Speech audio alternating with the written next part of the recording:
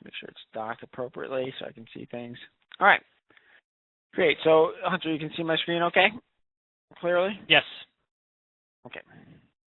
All right. So, this is the 201 clinic, right? We're like, goal here, now that you're plugged in, you should be able to actually use Zwift on a basic level. Now it's about communicating with each other, with people, like, and engaging. And I think that really, like, we can't emphasize it enough how important it is to make sure, like, you get this aspect down. A lot of people think, oh, what's the big deal? It's like there's not really a need for this in any way. Like, yeah, I just want to get on and do my riding. But we can't emphasize enough how important it is to just engage in the community aspect. No doubt about it. Like, so if you can, actually, you know what, 1 second before I go too much further, I'm just going to double check these slides, make sure I have this is an old version of my presentation, so bear with me, guys. Sorry.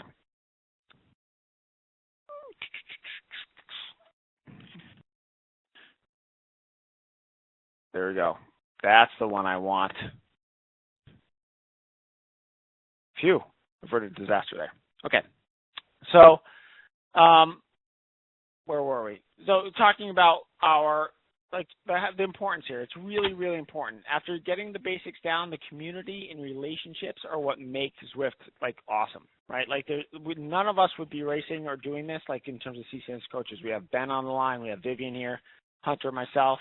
What makes us, you know, actually right now, especially given COVID and everything, using Zwift is the only way to do group events. So, really, the reason why we all got into cycling in some way is because of doing things with others, like group rides, trying to keep up with those first groups. So that's where it all started.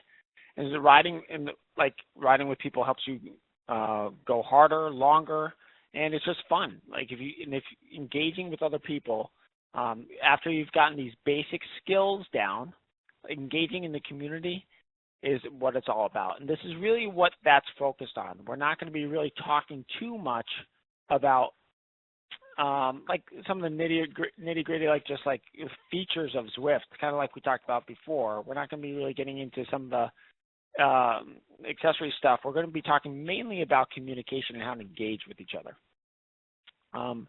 So the goal here is to make sure that, you know, you're set up. We're going to go on a couple of assumptions here. Requirements, I should say. We want to make sure that you're set up completely, you're connected, you have smartphone access that's separate from, that you have downloaded the companion app, and that you have access to a smartphone that's not running Zwift. That's really important, okay? And also what's really important, and this is more for Chris Curvin, I think, because I know that he's on rollers. If anybody else is on rollers, we can't genuinely recommend doing some of these things. So you'd have to use a smartphone, you're texting, stuff like that. Some people are skilled enough to do it, but nobody's skilled enough to text while they're hammering their brains out. So don't do that. Only if you're using a smart trainer or even a stationary dumb trainer, it's totally fine. But you have to have one of those two things. And that's primarily because you got to keep two hands on the bars when you're using rollers. Generally, it's not the chances of like falling greatly are increased when you're actually trying to communicate with somebody. They're pretty much guaranteed. Yep. Just trying to text. Got it. It's a good thing to try to do a viral video with, but I wouldn't go there. Okay. Yeah. So. What we're not, like I said, what we're not going to talk about is all the other features, just the communications and like actually how to get engaged with events as well. And what's really important, this is where we're going to get into some of the stuff that, like, I think where most people stumble, is that there are two modes, okay? Or there's actually a couple different websites. Well, just how level review that. There's Zwift, the program, okay? Like the actual program running Zwift itself, the game. Then there's Zwift.com, which we'll visit today, which is different. You can log into your account at Zwift.com, but that doesn't mean you're logging into Zwift, the program. And we really want to be clear around the differences there, and I'll try to be really concrete with that. But then there's Zwift, the companion app, and that's what we're going to talk about first. All right, and then believe it or not, there's another one, Zwift Power, that we'll also talk about a little bit. But a lot of these things get used interchangeably, right? People say, hey, go to Zwift and check out my results. What they really mean is go to Zwift Power usually. But we'll talk about that and try to make sure we iron out those nuances. But we're going to talk about the companion app first because that's really your main method for communication. And what's really important with the companion app is that there are two modes. There's an in-game mode and an out-of-game mode. And what you'll notice is that, like, if you were to try to follow along right now, you probably can't because, like, you see some of the screens I'm going to bring up and just show you as examples. You probably can't because you must be logged in and riding on Zwift. And you'll notice that if you're connected to the same Wi-Fi network that your trainer is, like, your phone will automatically switch over to using like its in-game status. All right, and that in-game status is a completely different interface than when you're just browsing around on the Zwift companion app and checking out other things, looking at events, stuff like that. We're going to be talking most of this stuff about the in-game mode and talk about in-game communication. Just out of curiosity, Aiden, because you and I have never actually talked about it. How long does it take your companion app to get to the in-game mode? Because sometimes for me, like I turn on my phone Wi-Fi. And I set it down, and I'm waiting and waiting. And sometimes it could take like a solid 30 seconds before the Wi-Fi picks up, and I get. Yeah, exactly. Like I've had times where it just doesn't like sync up for some reason. We can talk about that real quick. I mean, well, one, you're logged into Zwift, and then you open up your Zwift companion app, and then you'll see usually after 5 seconds or so, it switches automatically to its in-game mode. But yep. Sometimes I've had to take 1 or 2 minutes for no good reason. And then sometimes it just doesn't work at all. And that's a good opportunity to troubleshoot that. I would definitely close the app and open it back up again. That's probably your first go-to. And then the next go-to is actually shutting off your Wi-Fi connection on your phone, and then turning it back on again, just restarting things is essentially what we're talking about. Yeah. And usually that fixes it. If going beyond that, it gets a little crazy. Yeah. Good question. Just kind of curious because sometimes you're like you want to send that message to somebody and you're like waiting and you know. Yeah, you're in the moment. You're in the moment. Yeah. I've learned to anticipate that and turn it on first and foremost. Yeah, exactly. Yep, I get them both going at the same time. And really, you're using that in-game mode as a controller as well for your person. Like, you definitely want to go and just try all these different things. But like I said, we're talking mainly about communication here. And the most important aspect, like connecting with the community and whatnot, is how to find other Zwifters. So, like I take some screenshots here in order to do that, and you should be able to do this in out-of-game mode or in-game mode. But like what you'll first want to do, and this is on an iPhone, so the interface for if you have an Android might be a little bit different. But you're going to want to click on this lower right-hand thing that says More. It's going to bring up this menu. Click Find Zwifters, and then you can type in, for example, go ahead and type in Aiden Charles, CCNS, or Hunter Pronovo. You can type in anybody's name, and you'll probably see a bunch of different people with the same name. But remember, you can look at team names, the photos, nationality to help sift through all these different people. All right, and make sure that you actually end up following or sort of socially connecting with the right person. But once you do that, you just click on the little plus icon, and you're following that person. Some people have privacy settings set up that they have to approve them following you, quote unquote. But this is really important. This is where everything starts. So you got to find a bunch of people that you know. They're probably already on Zwift. Follow them, and then that's going to allow you to do a bunch of other stuff. All right. So once you do that, let's assume that you're riding. We're all going for a group ride together. What we're going to do is just this is the in-game mode now, right? And you'll see like there's a way to look at your map, like a dashboard, look at a bunch of different real-time data coming at you. To message other people, what you'll want to do, your most direct option there, because there are multiple options here, but your simplest and best way to do this is click on the messages icon, and then you can click on the direct message option. And then what's going to pop up for anybody that you follow, they're going to pop up first. And that's really important to understand that This is assuming you follow people, one. And if they're nearby, you can message a person using like whoever pops up below. But if they're not nearby, but you follow them, you can direct message them from anywhere. They don't have to be riding in your sort of world or on the same course or anything. You can direct message them from anywhere, which is kind of cool. If they're nearby, you'll see them here. They'll highlight probably the closest 50 or 100 people. If you want to try to reach out to somebody, if you feel like you recognize somebody, you want to just say hey, or if you want to talk to everybody that's nearby, that's what you'll see. When there's white pop-up messages in Zwift in the game, you'll notice that that's people talking to everybody that's nearby. When there's an orange pop-up, that's somebody direct messaging you, right?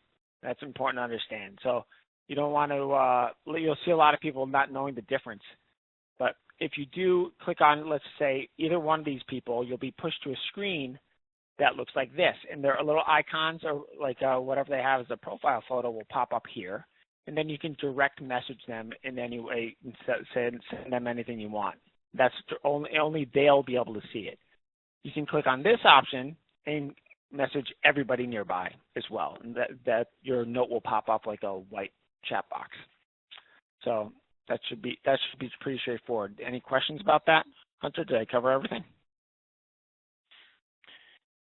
I think, yeah, you did. I just know from personal experience, you just have to, you got to keep in mind that if you're actually like SMS texting somebody, and at the same time, like this happened the other day during Sunday's ride, it's like you sent out a message via, well, I forget, but the message I should have sent the message through Zwift, but I actually texted it instead. And you just got to keep in mind that you've got these multiple ways to communicate, and they're all on your phone. So you just got to get comfortable bouncing around a little bit. Really hard. Yeah, exactly. That's a great point. Like it definitely gets a little weird. So it's like, there's these orange messages which are direct messages between two people, right? That's it. There's white messages that pop up and they're nearby messages. And that works when you're like, if you're in a meetup or a group ride and you want to chat with everybody. But sometimes when we have like a team or like a independent like team ride, or like we're racing as a team, or we have a group within a group that we're trying to communicate between, there's no option for that in Zwift. So sometimes we'll just use group text like Hunter's talking about. And that's the issue. Like there's like I'm showing you this first option. This is the best option for direct messaging individuals and nearby people. But there's actually a bunch of different ways you can access messaging, which gets confusing for some people. And then there's different platforms. There's group text, there's Discord, there's a bunch of stuff, and this is where it gets a little nuts. But this is at its core the basic key here. All right. Yeah, and I think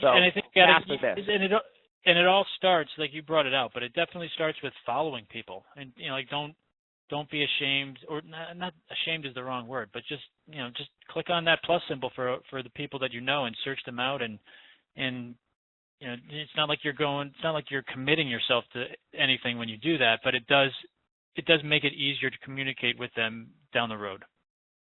Exactly.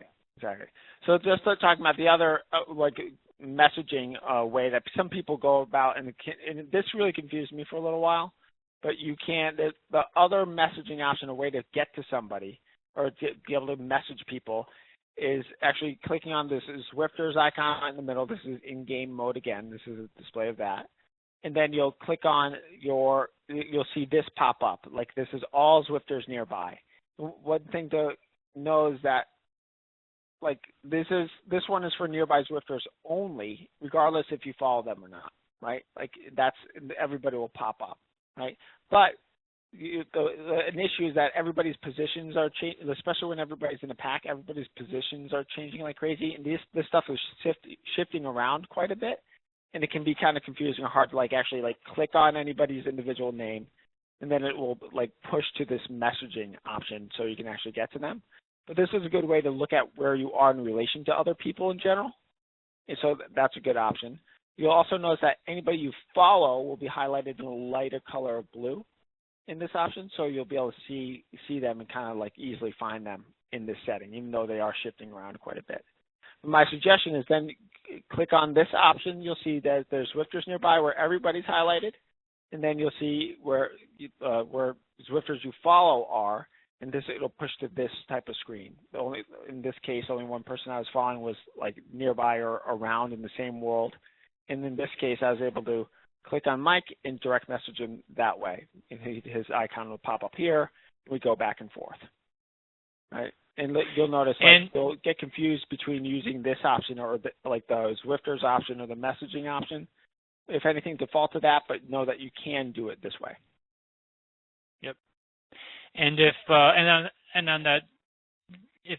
the far left screenshot there, Aiden, just to bring out one more quick thing, that overhead map view, anybody that you follow, their dot would be highlighted. It'll be a different color. It'll be like a larger yellower dot, I believe. It's definitely different from the other dots. So that's another good way if you're using Zwift and if you're riding, and if you look down if you look at that and say, oh, I wonder who that is. It's just a good way to know the friends that you have that are riding. So exactly. Yep. And of course, you can see the control options and stuff like that. So like the other most important aspect for assuming you have messaging generally down, which is key, signing up for events, using the companion app to sign up for events. And I'm talking about two types of events, right? If you go to this more option again, you'll see the events option. Click there, and you'll see all of today's events. And you can filter through different events because there's a lot of them. There's an event going on every 5 minutes usually. You can filter for races, for group rides, for workouts, men versus women's, different categories, the whole nine. And that's really important. So make sure that you have the bike option highlighted and scroll away and find the right event for you. And then the other option is clicking on the meetup icon, which is this bunch of talking heads here, it looks like. If you click on that, this allows you to create or join a meetup that you've been invited to. That's important. Like a lot of times people confuse group rides, which if they're official group rides, they'll pop up in the event section, or races, and they'll pop up in the event section, versus private meetups. They won't pop up here, but they'll pop up in your meetup section only. All right? So that covers it. And Hunter, I'm not fielding questions in the chat box, so feel free to fire away if there are any. Yep. But next, a big kahuna, right? And this is if you like. So Zwift Power it's kind of a clunky website that for a lot of people they don't really understand like the point of it at first, but it really is absolutely critical if you're going to go down this rabbit hole to sort of help you iron out a lot of kinks in a way, like in terms of engaging with people, like the setting goals for later, and just like helping you understand like who's riding in a legitimate way and versus who might be, using they may not be using a real power meter, so their power may be completely crazy, all that sort of stuff. So what I'm going to do is close this and actually take us to the website itself. Bear with me. All right. And so if you guys go to zwiftpower.com, okay, it'll bring you to this. And this is what you'll see. And it's really important that first, I'm just going to bring up my notes separately here.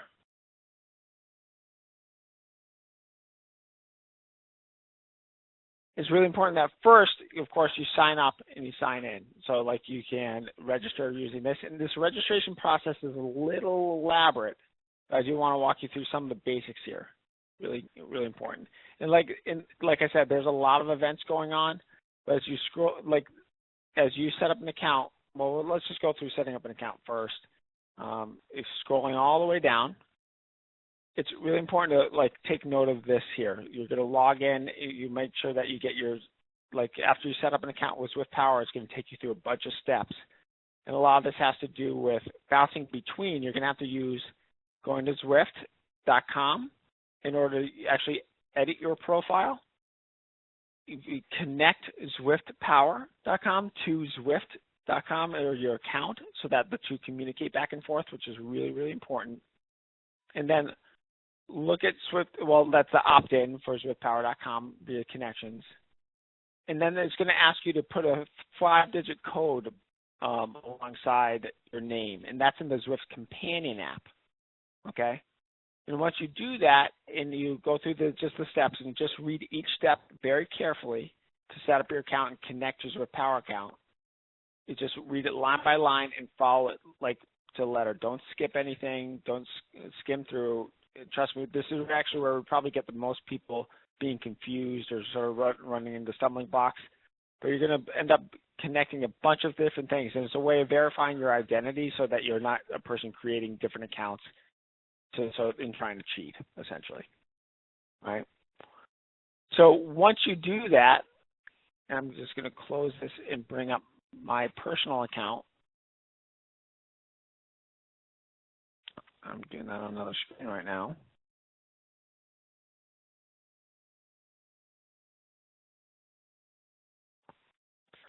Once you do that, you'll see that you're logged in, okay? Like that's my Skeletor profile image there, high school or college nickname there, swim team days, for guys that don't get the reference or think that I'm into cartoons. But there's what's really important, your first step is to make sure that you set the proper time zone, because that's going to really help you a lot. Like, rather than trying to do a bunch of math to figure out when your events are taking place. So once you do that, you'll see all the upcoming events, and this is how you can click on any of these events. Let's choose, it's 8 o'clock right now. I'm going to go to the Tour for All. And this is a great way you'll be able to see the course. And this is what I do for every event. I check out the profile. I check out the race distance, the race time. You can see all that here. You can see if time trial bikes are allowed or if power ups are allowed. You click on this little drop down, you'll see that a full description of the event, especially for different categories, because sometimes different categories mean different power to weight ratios, but they also mean different distances or times or goals, right? And then you'll have the option, if you want to join this event, to click on join event, and if you're signed in on both, logging in here, you'll be able to actually go ahead and just register for the event just like that. All right? If you go back to this, you'll also be able to see and sort through who's in your category. You see the stats of everybody that you're competing against. Check out the rank of everybody that you're competing against. And this is a little bit more into the 301 statistics and stuff like that we'll get into. But this is a great way to help you set some goals in terms of what you should be shooting for and to know what you're up against. So really, really important, really helpful. I can't emphasize that enough. So in terms of choosing the right category, what you'll do, after you set up your profile, you'll upload your nerdy image. You'll make sure everything's sort of connected. In choosing your category, you'll find that actually Zwift Power, after 5 races or a couple of races, will actually automatically categorize you. But you'll be able to see the categories are categorization is based off of what your average 95% of your 20-minute personal best power is for the top 3 20-minute performances. So if it takes 95% of that, or it takes the average, you'll see that it comes up with a certain power to weight ratio. The average based off your weight and your power, it'll slot you into a category. You'll notice that a lot of events required you wear a heart rate monitor. This one didn't pick it. Oh no! I guess I didn't qualify for this race because my heart rate monitor didn't get picked up. That makes me sad. So great example. My result didn't count because I wasn't wearing a heart rate monitor. Darn it. And you'll never see any of this on Zwift.com or in the companion app and results. This only happens on ZwiftPower.com. But it's a way of making sure that people don't cheat, so I don't mind. It's not the end of the world. But you can click in and see the results for your category and see how people stacked up. Some events, a lot more to this. Yeah. Yes. Some events. over some of the nitty-gritty. Yeah. Some events will still display your finishing position, even though you might not have a heart rate monitor on. It's all just based on the the qualifications and requirements for that event. Yeah, and you'll see that you must be opted into Zwift Power. You have to race with a heart rate monitor, as you can see in the description. All that stuff was written out there, and I actually was wearing one. It just, I guess I did pair, but it must have dropped out or something. Should really check that. Either way, it's all good. A great example. And this is how you check your results, obviously, as you can tell. So you can see how you stacked up.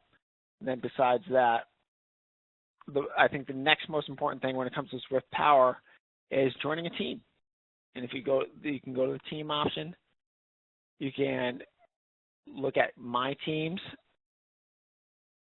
You search for all teams here. Everybody's welcome to join the Team CCNS option. You search in the search field here. Click on that. And you can belong to multiple teams. But since I'm already a team member here, it's a little bit different display, but you can then join the team by clicking there. But you can see how everybody on your team has stacked up, right, in different events. It's a great way to sort of help you navigate and check out how you're doing compared to your friends. You can, like I said before, you can register for multiple teams, but you can choose a primary team. But this is definitely a great part of how you sort of plug into that community aspect of Zwift and Zwift.com. And you can do a little bit of what's the word? Creeping? I don't want to say creeping, but you can click on the results there to see how everybody on the team has been doing, or what events they've been doing, which is kind of cool. Exactly. I'll hit that sometimes just to see what everybody's up to. Exactly. You can see what race everybody's done that belongs to the team, who's done certain races. You can see how everybody's stacked up. You can actually also check and see how your team has done on certain segments, right? So you can sort like the Alp to Zwift as an example. You can see what your fastest time is. You can sort by all this stuff. This is actually all 301 type of stuff, but you can really go down a bunch of rabbit holes here, which is a lot of fun in a way. So we'll move on here, but obviously this is an introduction to this aspect. I would definitely take a good hard look at this and make sure that, of course, you register on Zwift Power and Zwift.com. And I'm just going to bring up my PowerPoint presentation back. So let's get to the right slide. And next, we're taking it to another level.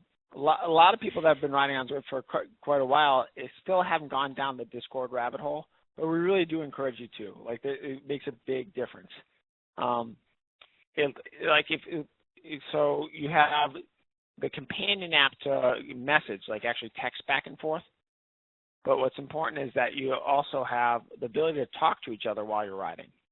And Discord allows you to do that. That's the main outlet for this. You'll see in a lot of the event descriptions that I showed you earlier, a Discord server link. It's essentially, hey, to chat on Discord, use this link. So a lot of events have specific voice channels that you can just sync up with and hear the banter of the pack of everybody belonging to the event.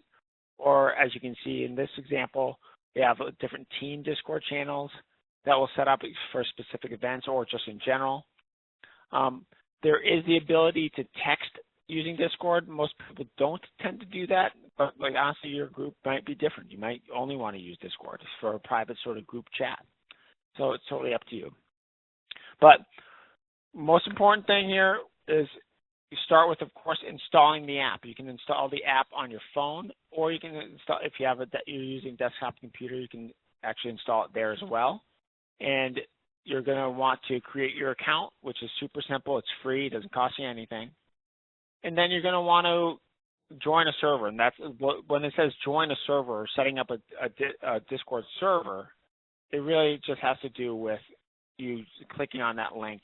Assuming that you have a Discord account, it'll automatically push you to that. And I'll show you what that looks like right now.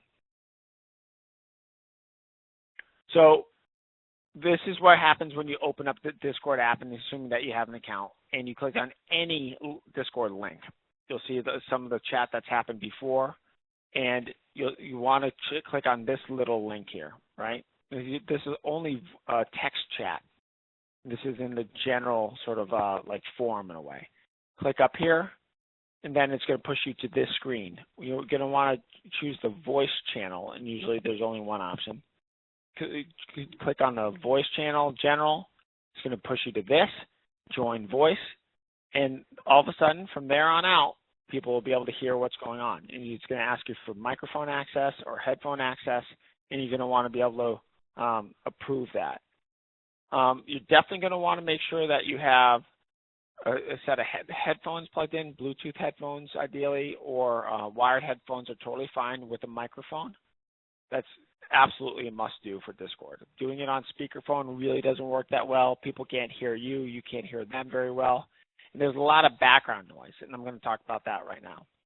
When you want to look at, like, adjust, so the second you join the voice channel on any group, click on this little gear icon here, and then that's going to push you to this setting. And this is really key to make sure that you don't annoy the crap out of all of your ride partners.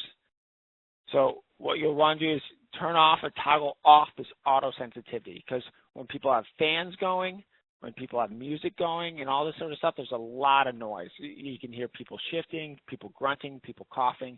You can turn that off, and then you can manually adjust the sensitivity to make sure that, like, you're filtering out most of the background noise, but then people can hear your voice when you want them to hear it. Until then, most likely people will be able to hear everything you're doing, right? Whether you're, talking to yourself or saying hi to your dog or whatever it might be.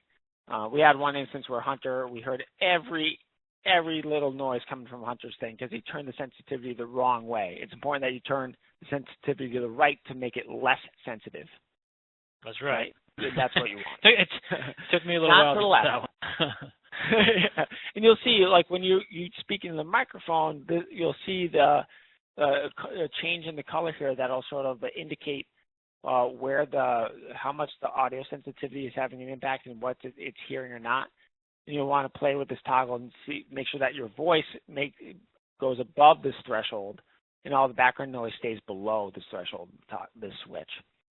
You also have the option to do a different input mode where it's just push to talk, right? So you can just use a push to talk, like a walkie-talkie setup. It's a little bit harder to do when you're really suffering, but plenty of people use that option if they want to just have complete certainty in terms of when people can hear them or not. And then, so you close that and you go back to this option, or this screen, when you click on the voice channel. And you'll see I'm the only person in this chat room right now, but other people will be here. And if you click on any person's name, this is huge, right? Let's just say Hunter signed on and he has loud music and dogs barking in the background, right? And I just don't want to hear that part. I can actually turn down his individual volume via an option once I click on his name. So you'll click on his name, you'll see the ability to either mute him completely or increase his volume if you can't hear him very well, or turn it way down if you just want to minimize his background noise, and that's going to help you a lot. My general recommendation is to have a set of headphones and to just have it on a general sensitivity like that, filters out most of the noise, but don't expect everybody to filter out all background noise. It's not perfect. And just think about it. When you're riding in a group ride or whatever, you're hearing people blow their nose or cough or breathe heavily. It's not the end of the world. That's totally normal. It's better to have the ability to speak without pushing a button, in my opinion, than needing to, hearing a little bit of background noise if you're really working as a team together. That goes a really long way. So, do expect to have some background noise. Don't expect to get rid of everything and have it be perfect clear like you're on a phone call with somebody. Do expect that with large groups it's going to be a ton of chatter and stuff like that, and that's okay. But this is absolutely critical to having a lot of fun with team communication or just banter as you're going on a nice steady ride with people without taking up a phone line. That's a great example. Or with multiple people at the same time, which is frankly where most of the fun happens, So I would clarify around music. I'm trying to think of any other tips or do's or don'ts around this, Hunter. Care to share? Yeah, I mean, you don't you don't ever usually touch any of the voice processing switches. I know I don't. The echo cancellation, noise reduction, just leave those as is. Yep, totally. And you, for what's worth, you can also turn off just your microphone if you want to make sure that you're muting yourself completely. You can, if you can see my mouse here, or you can turn off just your headphones. Remember, if you turn off your headphones, it doesn't necessarily mean you turned off your microphone. So just keep that in mind. You can also go to speakerphone mode too, but don't do that. It doesn't work very well, especially when you're on a train with fans and everything. And one other thing that I've found is, at least with my Android setup, because this Discord is in effect a phone call, like the phone thinks of it as a phone call in some kind of way. So if you get calls coming in or other things like other disturbances, it can, for me personally at least, it will drop the Discord connection. So I will turn on my do not disturb mode and then start Discord, and that usually keeps anything from turning Discord off for me. Yep, that's a good point. That's great. And if it happen to get disconnected, like we were talking about earlier, that has happened to me in the past, what I will do is I'll just shut Discord down and fire it back up, and usually I can reconnect within a minute or two. Great. Well, that generally sums it up. I think that covered most of the key things in terms of communication. Now, with all this, everybody should be able to direct message and use this. This is what it's about. It's not about just doing your workout solo. It's about reaching out to people, connecting with people, doing group rides, doing group events. This is where a lot of fun happens. So absolutely do that. And hopefully everybody on this clinic now, of course, from the 101 can get connected. Of course, now you know how to now communicate and connect with others. Next, this is going to happen next Wednesday. ZIF 301 is about being more competitive, learning about how to duke it out, and assuming you have a little bit of familiarity and you get all the stuff that we just reviewed tonight from these previous clinics all kind of down and get comfortable with that.